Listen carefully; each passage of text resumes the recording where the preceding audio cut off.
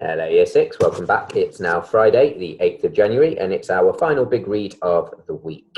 We've somehow managed to whiz through the first week already. Let's hope they all go as quickly and as well as this first one has. So, our Walt for our final big read of the week then.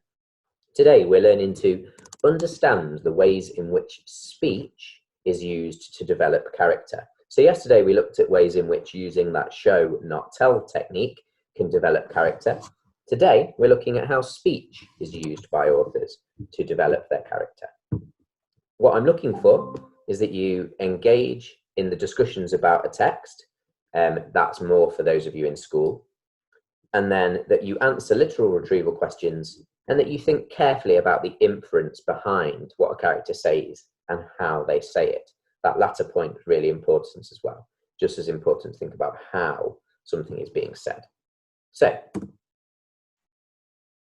what I'd like us to do first is looking really carefully at page 16.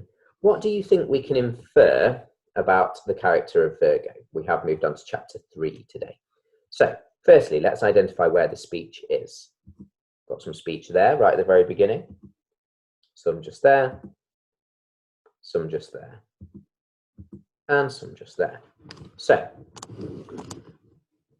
we've got Virgo, wake up. Pencil sharpness, bumbled Virgo, her long silver hair flopping over her face as she woke with a start in the middle of the Zodiac Council meeting. Whatever are you barbling about, child? Grumbled Pisces, the large fish whose turn it was to chair the council in November. So have you done it? So, there's not much there. There's only 3 individual bits of speech. But what do you think we can learn from those 3 individual bits of speech? I'd like you to write down, please, in your books, your initial thoughts about what we learn about the character of Virgo, just from those 3 little bits of speech, and then we'll talk about it in a moment. Start the video up again once you've done that, and I'll chat to you about it then.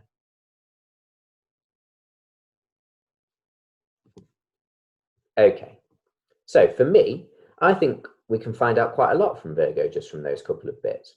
I think it's safe to say that, considering she's referred to as child, that she's younger than the other people. It also says that they're at a council meeting, a Zodiac council meeting. So potentially she's quite important even if she is young, which would suggest maybe child isn't being used specifically to mean an actual child, just someone who is younger rather than someone who is actually a child themselves. The fact that she's being shouted at suggests that she's maybe not that interested and needing to be brought back to paying attention. Might also mean that she's quite naughty, perhaps. Could also maybe suggest that she's possibly always getting herself into trouble, which would be a bit of a link with Elliot, the character that we've already met in the first 2 chapters. We also know that she dozed off because she's told to wake up.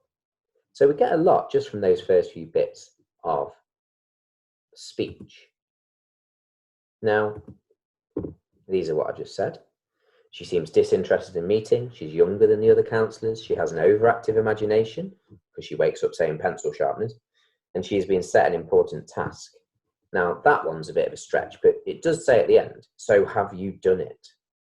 And the fact that it is referred to just as it means it must be something that they all know about, and it must be important enough that they're not likely to have forgotten what it actually is. So lots and lots of inferences can be drawn from those first few bits of speech. And that's the sort of detail I'd like you to go into, really.